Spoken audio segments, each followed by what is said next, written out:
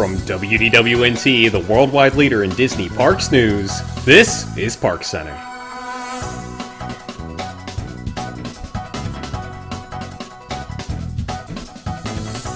Hello there, everybody, and welcome to this week's edition of ParksCenter. My name's Ben, and joining me tonight we have Allison.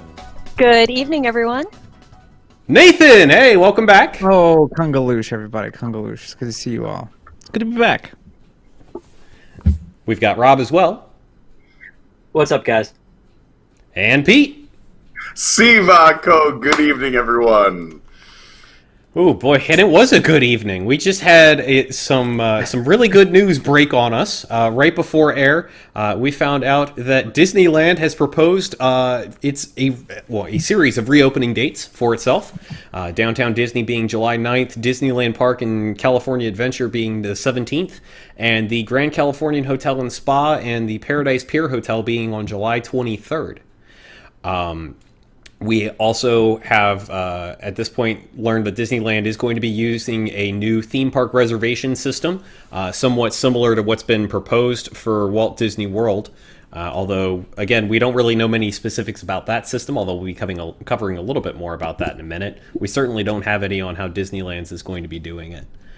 But we've got dates! We've got dates for California, folks! And do you think happening. It's an accident? Do you think it's an accident that they decided to open on July 17th, the anniversary of the opening date of Disneyland? Was that completely accidental? No, obviously so not. That'll be what, the 65th anniversary. So that seems like a pretty good day to open. You know what? I was looking through and trying to figure out. You're right. It does seem like they're matching up basically the same opening strategies that they have for Florida. But I didn't see anywhere yet where it said anything about hotels and whether a hotel will guarantee you entry. Since they only have 3, it feels like something they should be able to do there, no? That would make sense, but we haven't heard anything one way or the other yet that I know of. Yeah. I mean, they did that for when they opened the Star Wars Galaxy's Edge out there. So I'm curious to see if they do something similar. Because like you said, there's only 3 hotels. That's kind of how you got priority for Galaxy's Edge. But also, to me, that could be a bad look because then you're basically saying if you can afford a hotel room, then you can come in. Otherwise, sorry, poor people, or who just want to buy a day ticket, you're not welcome out of the gate. So I'm curious to see But I see what you're saying, but I do think there's a difference, though, because if you are paying to stay in one of those hotels, obviously you're not local, and it would really suck if you were to go there and you were in one of the hotels and you couldn't go into the park, right? So it's not going to be an exclusive thing. I mean, based on the amount of rooms they have, I don't think it's going to be just like the haves and the have-nots. But I do feel like if you're going to go to the hotel and stay there, you should be guaranteed entry. I get it in Florida where you have like 25. But I think the reason they did that here in Florida, and maybe the reason they'll do it in California too, is I don't think they want people traveling in from out of town yet. I think they want the local people because, I mean, at least here in the Central Florida area, thank God, we have a pretty low case count. I mean, granted, we've had a lot of cases creep up in the last week or so around the state, but I don't think they want, like, my family in New York flying down as soon as the parks open and running right from New York. So I think that's why they're saying, hey, if you have a hotel reservation, you're not guaranteed that spot. So please don't come flying in from around the country. Why don't you wait it out? And then when we're back a little more, half steam or 3/4 steam, then come on in from Wyoming and Chicago and New York. And then you can book your hotels and we'll let you into the parks. Yeah, maybe. And it's easier for them to have that kind of policy in California too, because it is such an AP-driven park. So many more, such a higher percentage of their park attendees have APs. So it's easier to manage. It's so hard for me to imagine they're not guaranteeing entrance to people who are staying in resorts in Walt Disney World, but that's in fact what's happening. Peace. I mean, that is what we're going to be talking about for pretty much a big chunk of our next topic here. Florida's park reservation system. We've got a little bit of details on that. The one that we've kind of already said is that Walt Disney World is going to be not guaranteeing access to the parks if you do have a hotel reservation. We do also know that they will not be able to park hop under the new reservation. So it's going to be one park per day, regardless of what ticket you bought and whether or not you paid for that Park Hopper upgrade. You're going to be so return all those shirts to Etsy that say "Park Hop till you drop." Or park hopping is my cardio. Yeah, get rid of those too. Oh gosh. Yeah, I think this is an interesting scenario. I can understand why they would not have park hopping. I think the idea is the less that you can sort of go out and come back in, the less people they have to check, the less process they have to do. Though I am a little curious, if you were to go, I mean, I think it's because of the structure of things. If the parks were set up in a way where you could get on, say, the monorail or a bus or something before or after the checkpoint, right? You don't have to leave the checkpoint. In theory, you've already been tested and you're sort of isolated and they can just kind of let you through. But I just don't think they want to take those kind of chances. And I think that's okay. I frankly, the more that keeps people away from here for a little longer, the better. That's not really even a selfish thing on my end because parks are going to be kind of miserable in its current form. But at the same time, I just don't think it's wise to encourage outside. That's when we will start having a lot of cases in Florida, is if a bunch of people come in from all over the place. So I think this is probably the wisest decision they can make when it comes to Park Hopper, at least. And, you're never guaranteed entry into the park when you have a resort. If you have a temperature, right, they don't go, hey, you have a gun, but you are staying at the Grand Floridian so you can come into the parks, right? They don't do that. So there's no difference. A person who has got a high temperature and I would say there's a slight difference between a fever and a gun. You're right. You have that's you're absolutely correct. You have more of a safety on that gun than you do on your fever and where that spit goes. It's even and you can leave the gun at home. Exactly. So I can understand them basically kind of hardlining it and having to say, just because you're here, that does not guarantee you anything. If you have a temperature, there's no but I'm staying at that gets you any sort of benefit. I'm okay with that. And I think, Rob, you touched on this in your earlier, but the reason behind that is because I don't think they want to encourage anyone to travel right now. They don't want anyone. They don't want more people showing up that they have to deal with in these early phases of reopening the parks. And this is a way to dissuade that. But I think, though, that, to me, I thought the reason was that they didn't want to, you're dealing with a limited capacity anyway. And so if you gave everyone in all 20-some resorts at Walt Disney World guaranteed access, you really would put yourself in quite a bind, especially in those first couple of days when you've only got 2 parks open. So for that reason, I get it. As far as people coming or not coming from other places, I feel like a lot of Walt Disney World versus Disneyland is people who come from other places, even if you're only coming from, say, Mobile, Alabama, as opposed to coming from New York or from coming overseas. So I think if that was the case and they were worried about that, they just shouldn't open up as many hotels. But it looks like, they're opening up all of the DVCs on the 22nd. So they're opening them up early, which means they're encouraging people to come on the 22nd, even though those parks aren't open. So I'm not sure I kind of see the same thing with the hotels, but I think if that was the case, that they should close them out. They're not making it that easy, though, from what I understand. So there are a number of hotels that are open, but I heard recently that people who are booked on the value hotels that aren't opening, they're asking them to pay for the price difference to be moved to a higher end hotel. So they've already paid for their trip. They're like, oh, okay, if you want to come in that time, the only thing that's open is in that range is Grand Floridian. And they're like, the price difference will be $2,500, sir. And is there a price difference between All-Star and Grand Floridian? I didn't know. That's crazy. If that's it, I know. I'm there. I didn't realize it was that cheap. Yeah. So, and I think if they really wanted to get as many people there and fill up as many hotel rooms as they can, they would make it as easy as possible for people who had existing reservations in cheaper hotels to then get upgraded. But since they're not doing that, I think that's a sign they're trying to dissuade people from filling up the hotels. Yeah. Yeah, because the worst case scenario here is still Oh, he disappeared. The worst case scenario that's still possible is that you have a hotspot, right? Like somebody shows up and they're in a lobby, and then all of a sudden 12 people get sick into, like, not that these things should happen or could happen or whatever, but the potential of that. Somehow Disney has gotten this far without their name being besmirched by disease, and they'd like to continue that, it seems.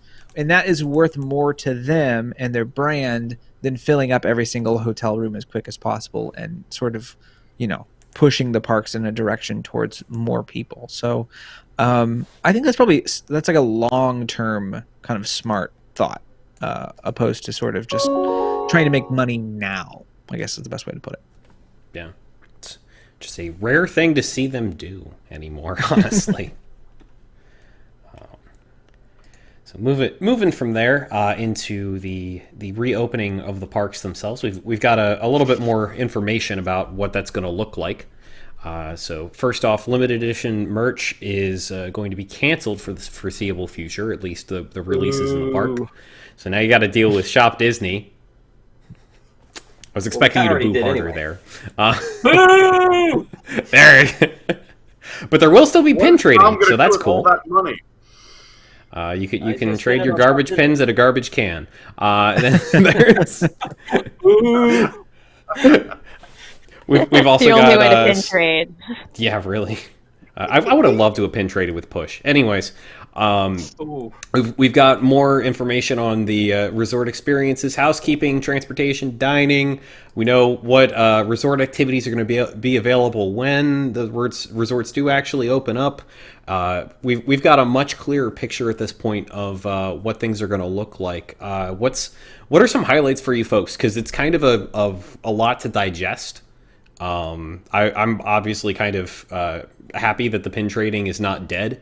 That's something that my sister thoroughly enjoys, and it would have been kind of sad to see that go away. But what do y'all think? Like, what's the big note here for you?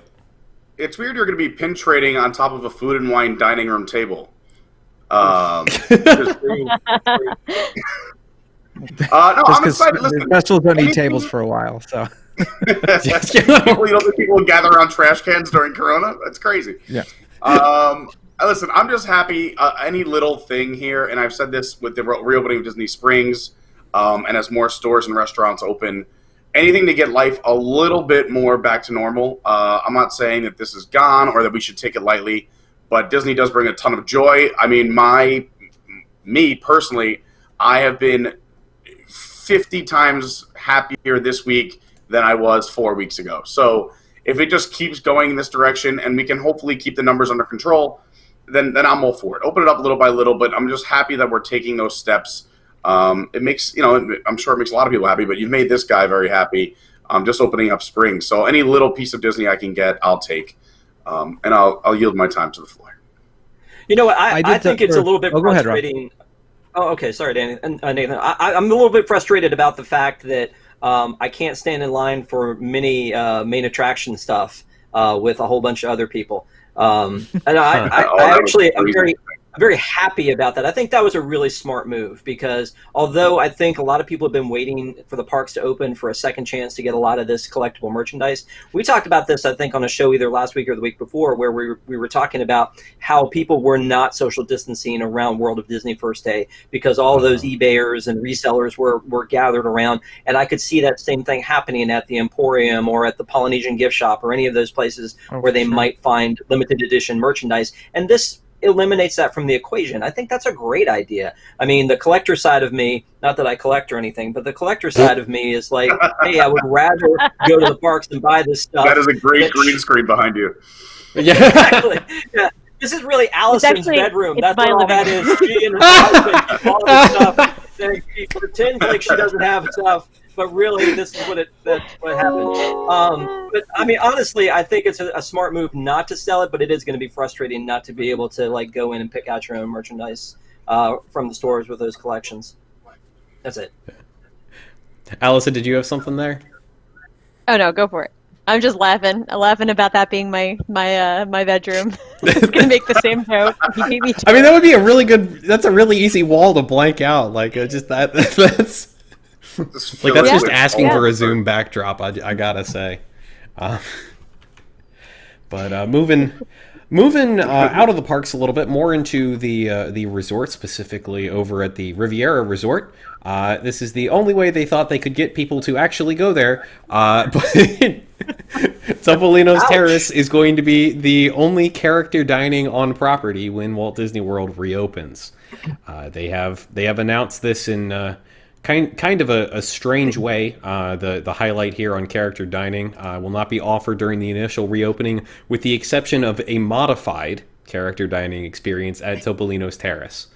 That's such a weird choice. Like, I mean, it makes a little bit of sense to me that they would want to drive people towards the new thing, but right, why not Chef Mickey's, or something like that? I mean, granted, like, there's the whole buffet problem, I guess, but still, it caught me off guard. I think there's something to do with, cast members theoretically are fairly safe inside those costumes, but there is the problem of sort of them getting sneezed on and not realizing, because they have a vision that is like this, and then going around table to table to table.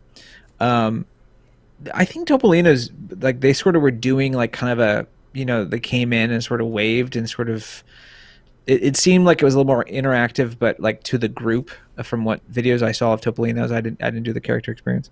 And maybe that's just why they thought, well, this room's big enough and we can space it out in a way that we can't other areas. It is weird to have one, though. I don't it's just so strange that you can't duplicate that, as you said, like Chef Mickey's or somewhere, that it's pretty open space. So I don't know. It is weird. One character breakfast. The only character dining in the Mediterranean-themed Riviera, where, Mediterranean Riviera was barely hit with COVID. I mean, I don't know. This seems a little bit like, hey, we got to get the money back fast. I don't know if anyone knows the points over at the Riviera and Topolino, but it is quite pricey. So when you say, how come not here, how come not there, I'm pretty sure this was the most expensive character experience. I'm pretty sure. Sure. So Disney's they're not, they're intelligent people. They know what they're doing. Let's get some money back quickly. I haven't been inside, but I think two of you have, right? How is the spacing of the tables inside and the ability to open up? Because I know there's a big wall of windows. Can some of that be open for air? Is that maybe part of the thought of of avoiding? I don't think they get open with big glass panels, but you can sit outside, and I mean it's a pretty big space, but it's not. It's definitely not their biggest one. I guarantee they could have put more people at Chef Mickey's than they could have here. They could have put more people at a lot of places more than here. Here, if anything, I'd say you're restricted because everyone's going to want to sit by those glass walls. No one's going to be like, oh, we have a conference room up the hall we're using for overflow. The whole reason you go there is the beautiful views, and you're confined to a defined space. So it's a very interesting pick. I just think that, hey, we need some money. So let's start off with some of the more expensive stuff here. Hey, can I just say, I have two quick questions. First question is, I don't know what Nathan was talking about when he's talking about a cast member in a costume. I'm very confused. Yeah, second, the cast costumes. We'll tell you when you're older. No, it's the cast costumes at the terrace. The uniforms there. Okay, yeah, I thought he was talking about something else. And the second thing is, Ben, do you have beef with Riviera, because you were kind of making some notes, some words. Do you have is there something? It is where River Country should be, and I will end the conversation there until the post show. But don't get me wrong, Riviera is one of the most beautiful resorts. I love it there. It's just expensive. River Country was leveled, and Reflections is being built there. So Riviera was where they were. Caribbean Beach was at an island. Yeah. So unless you were in love with that particular building, I think you should. Okay, no, I apologize. I redirect all of my anger at Reflections. Riviera is okay. Your anger is little pricey. They'll never open Reflection. So congratulations. Where will everyone retire? Well, speaking of Ben being angry about things, no. Why? Yes. Why is this a thing? Or not a thing, I guess I should say. The electrical water pageant is not going to be reopening with Walt Disney. Why? This is so easy to do. For it. But people group up for it. It's not the pageant that's the issue. The issue is people, anything that, especially when you have no parades or fireworks, and this is the only thing you have coming out, people will sit around and they'll stand close to each other and they'll watch the water pageant. And they're just trying everything they can to take away any of those moments where you'll sort of forget where you're at and how much space you have with somebody else, and kind of gawk at something. So in an entire place that is based around you standing around and gawking at things, like, they're just really taking it to the mat and getting rid of all of them. And I'm fine with it. I mean, it's not permanent. They're not going to get rid of the water pageant. This is just them going, oh, technically it falls. It's probably on a form that says parades, and they're like, well, that counts. So, okay. That's my thing, is I think it's just for crowd placement. Yeah, no, nobody ever thought about the fact that you're standing around quite possibly the largest surface area to watch a show in Walt Disney World, and you can spread yourselves out so thin. Like, that's the thing that kills me. Like, it's just so easy to do. I don't think you recognize that. That's stupid. So, Ben, that's like bringing a gun into a park. Oh my gosh. No, but Nathan makes a very good point, is that it's the same thing, is that as soon as that starts, especially if everyone's pouring out of the park because there's no parade, as it is, we don't have nighttime parades, and now that you've canceled fireworks, people are going to go look for that, kiss goodnight or that little piece of entertainment, to stay next to someone. And when you're watching someone, let's say you're facing this way and you're with your family, you don't realize the group that's hovering right up behind you, breathing down your neck, or left and right. So, I mean, and again, I don't think Disney thought, like, this is going to really upset too many people. It's not like they canceled it. It's just hey, we don't think this is a good idea right now. We'll bring it back when we think it's necessary. I don't know. I don't see people like rioting over. Right. What? And 45% of the population that goes to Disney don't even know what the water pageant is. Like, as much as we are like, water pageant, like, people aren't. This is not fireworks. This is this is like, it is out on the So I just don't think it's something that they feel they have to have right now. That's why it surprised me. Who knows if they have the staff for it right now? So that's why it surprised me. Like, I haven't seen people group up for this. I love the water pageant. I didn't discover it until 2002 or 2001, and I've been like obsessed with it. It's like I can't miss it ever since. And I think, and one of the reasons I love it, aside from like the MIDI music and the nostalgia, is that it feels like it's a private show for me at like on the lake, which is beautiful with all of the like the things in the background. So I haven't seen people group up. I'm sure that happens, like particularly Fort Wilderness and places like that, but I just haven't seen that, and so that's why it was like, it just kind of felt like a knife through the heart, because here we have this opening day show. Like, I don't think we have any show from opening day 1971 that has run consistently like the water pageant. It's just a really sad, I guess, symbol of the times. Yeah. It's again, I know we're in overtime, but everything is going to be brand new. I mean, also Disney only closed. The fun fact was only 4 days in history since they opened their doors have they ever closed, and then we were just closed for 4 months. Everything is going to be different. This is going to be a completely different Walt Disney World experience, and it's going to be super strange. And I think losing the water pageant for a few more months is just part of the deal.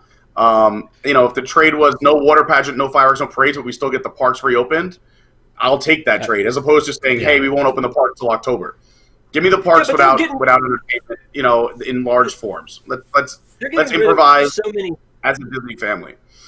They're getting rid of so many things that I feel like this is one they could have thrown us a bone, though. I feel like it probably doesn't cost a lot to run it. I feel like even though we're talking about sometimes people crowd, that's usually during peak season. We're talking about already these hotels and these areas are going to be at a limited capacity. I feel like they've cut so many. You're right. Technically, July is peak season, but not this time. Right, exactly. So I mean, I'm thinking like this is one little thing that they could have done that they didn't have to take away, as opposed to all the things they did have to take away. And it seems like to me this is just one thing that could have stayed. And it probably doesn't cost a lot to operate. I don't know. We're already starting a water pageant forever hashtag in chat if you want to join along. Good deal. Right after the show, first thing I'm tweeting. Yeah, I hear they're adding an Aladdin float for everybody for water pageant. Oh forever, my gosh, they're gonna do that instead of the America bit at the end. I don't know. All right. Well, moving on to something entirely unrelated. We're apparently ParksCenter now. We've gone full circle here. This is entirely. We did it.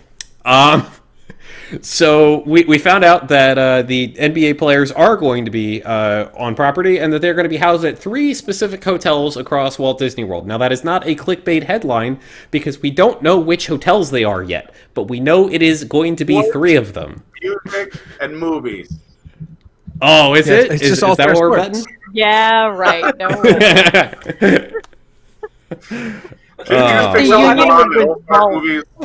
That would be insane. We can assume, though, I think that it's we have indications.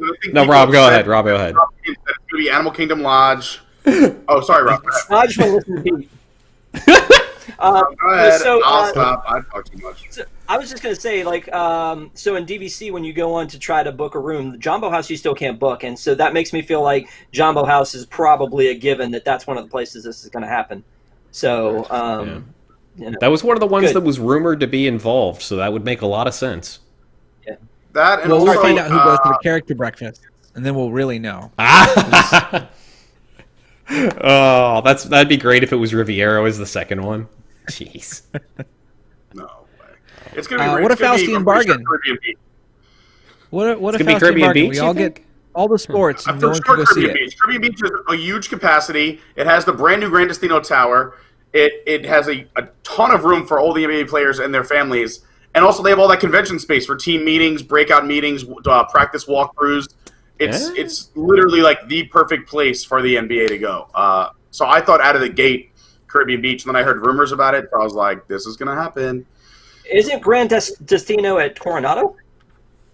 That's what I meant to say this entire time. Coronado is what I thought I was talking about. I'm not the only one to do that tonight. All right. Wait, isn't Grand Destino, isn't that where River Country is? So take everything you said, because obviously Caribbean Beach doesn't have a big convention center. That's Coronado, and that's what I meant the entire time. My apologies to all the Disney people out there who want to throw their computers out the window. Have it's you no ever, one's fault when you were here. a kid, Disney keeps naming things similar They names. do. Yeah.